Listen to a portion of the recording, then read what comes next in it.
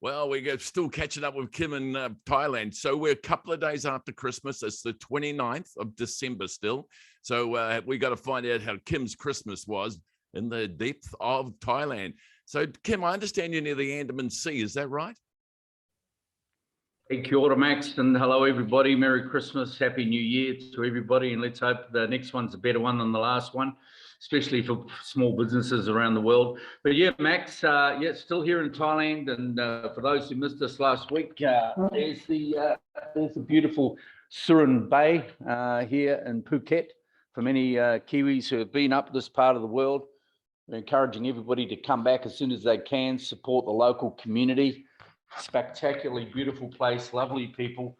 Unfortunately, tourism's down by 80%, but properties 80%, that's really, really low, isn't it? They must be suffering there, because I wouldn't mind betting the economy relies on tourism. Am I right or wrong?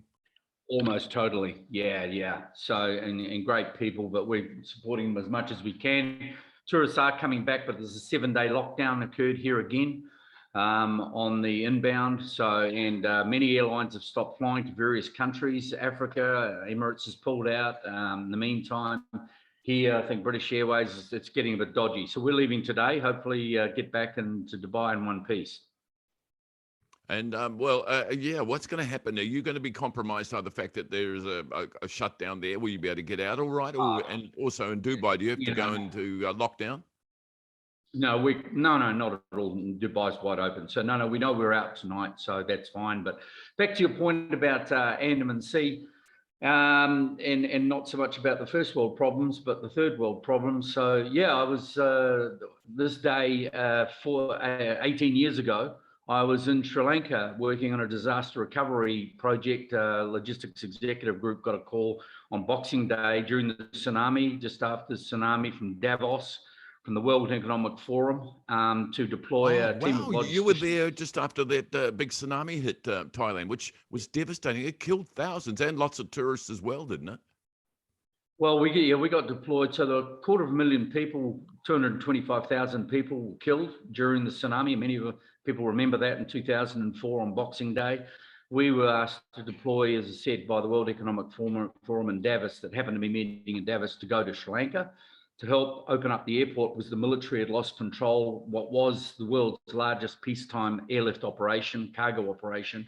They lost control of the airport. We deployed within 24 hours up to Sri Lanka with a team of people supported by Logistics Executive Group. And we're up there for 3 weeks, put in some new facilities and got operations running. We're working with DHL, Disaster Recovery Team, headed by a guy called Chris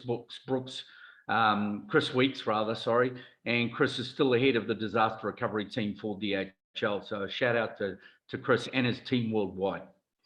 Well, yeah, and look, to all those people who lost loved ones and got family caught up with this, it must have been hell on earth. And Kim, good on you, man. Good on you for your organization to getting up and mobilizing and getting into Thailand and helping those people. I do recall a Kiwi that went up there. He was an undertaker, a good friend of mine. And he volunteered his time up there as well, and it was not a pretty sight. Yeah. It was difficult, very difficult. Yeah, no, and you know, we were in Sri Lanka at the time, but there was about 10,000 people killed in this area around here, but the vast majority were in Banda Aceh, of course, Indonesia. So shout out to all the people in Indonesia. They've had a big road to recovery over the last 15 or so years.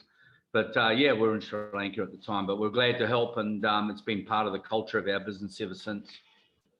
All right, Kim, look, in bon voyage back to the your homeland, your temporary homeland. This is your homeland here in New Zealand, but good, have a good trip, man, and we're looking forward to hearing from you. Next week?